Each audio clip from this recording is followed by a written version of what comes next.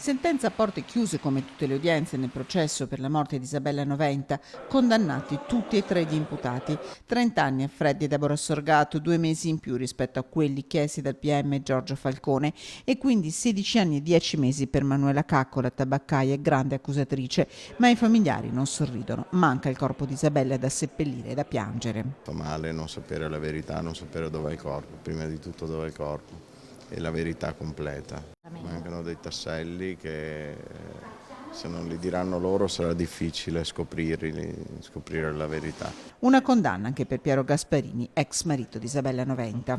In ogni caso non sarei rimasto soddisfatto perché comunque voglio dire, come ne parlavamo prima con il mio avvocato, l'ergastolo l'abbiamo preso noi.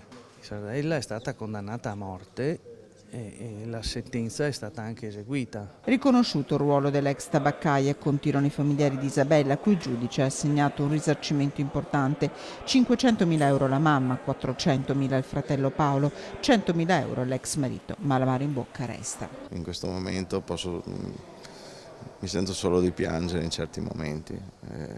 Vedremo se riusciremo piano piano ad addolcire questo brutto ricordo.